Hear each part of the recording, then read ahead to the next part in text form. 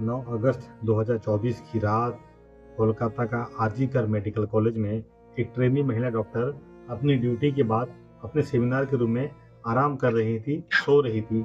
लेकिन सुबह दरवाज़ा न खुलने के कारण लोगों ने जब दरवाज़ा तोड़ा तो उनकी हालत बहुत ही खराब थी। पुलिस आई और जब टेस्ट हुआ तो पता चला कि उनका बलात्कार हुआ है और गला घोंटकर उनकी हत्या कर दी गई है और शरीर पर 150 से ज़्यादा चोट के निशान है। पूरा बंगाल सड़कों पर उतर आया, पूरी मीडिया में हंगामा हो गया, सब तरफ सरकार की थू-थू हो गई। तो ममता बनर्जी की सरकार ने लोगों से एक वादा किया कि हम बलात्कारियों के खिलाफ एक बहुत ही कड़ा कानून लेकर के आएंगे। अपने इसी वादा को पूरा करने के लिए ममता बनर्जी की सरकार एक बिल लेकर आती है।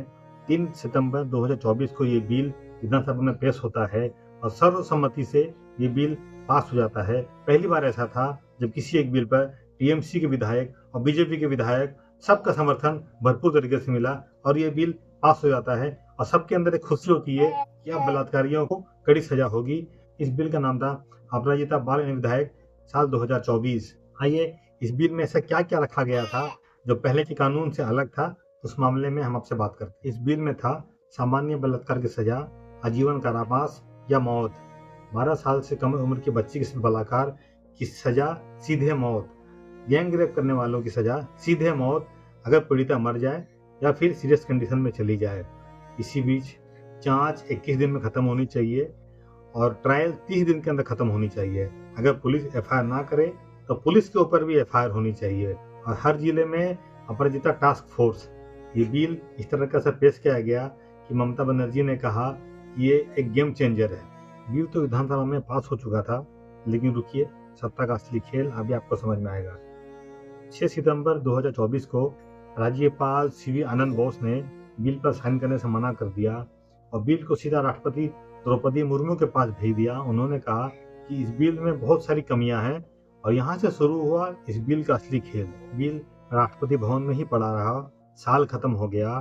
2025 फरवरी में टीएमसी के सांसद राष्ट्रपति से मिलते हैं और बोलते हैं कि मैडम आप ये बिल पे साइन कर दीजिए क्योंकि इस बिल को फिर हम एसेंट कर पाएंगे। लेकिन जुलाई 2025 में राष्ट्रपति भवन से खबर आती है कि बिल को वापस कर दिया गया। कारण बताया गया कि इस बिल में जो सजा का प्रावधान है वो बहुत ही सख्त है। भारतीय न्याय संहिता में इतने कठोर कानून का कोई प्रावधान नहीं होना चाहिए। ये बिल राष्ट्रपति भवन से राज्यपाल के पास आता है। राज्यपाल इस बिल को स्पीकर को रिटर्न कर देते हैं, बोलते हैं कि इसके बिल में जो जो कमियां हैं उसको फिर से सुधार करिए। सोचिए, जिस बिल को पूरा बंगाल एक क्रांतिकारी बिल बता रहा था, उसको केंद्र सरकार ने खतरनाक बनाकर वापस कर दिया। तो जरा आप सोचिए, ये बिल, खैर इस बिल के बारे में अब तक तो बात पहुंची ही नहीं होगी क्योंकि मीडिया में ये बिल आया ही नहीं।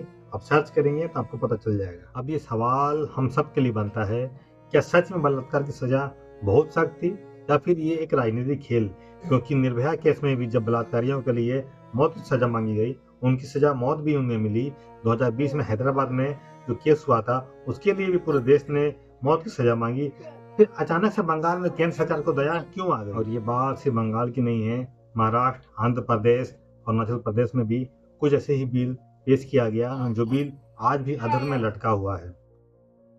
तो क्या ये असल लड़ाई केंद्र वर्सेस बंगाल की है या फिर कानून का कोई ऐसा प्रावधान है जिसके अंदर राज्य सरकार कानून में कोई इतना बड़ा बदलाव खुद से नहीं कर सकती जब तक राष्ट्रपति का सिग्नेचर ना हो, राष्ट्रपति का साइन ना किया हो? नवंबर 2025 अपराजिता बिल अभी भी अधर में लटका हुआ है।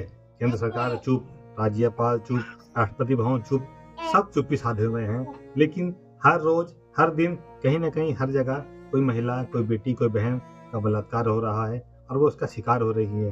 तो क्या हमारी अपराजिता को कभी इंसाफ मिलेगा? कभी इसके लिए क्या लोग आवाज उठा पाएंगे? क्या फिर बलात्कार की सजा, मौत की जो मांग करते हैं, क्या वो बस एक दिखावा है? इन सब सारे सवालों का जवाब आखिर कौन देगा?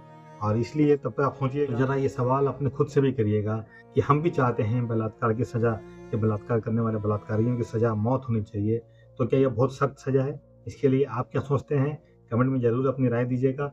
आने वाले वक्त में कब तक ये बिल पास होता है, इन राजनीति के खेल में अक्सर आम लोग ही पूछते हैं। ये सवाल सही है, ये जवाब भी सही है। तो खैर, तब तक के लिए अपने छोटों को प्यार, बड़ों को सम्मान देते रहिएगा। अपना ख्याल रखिएगा। जय हिंद।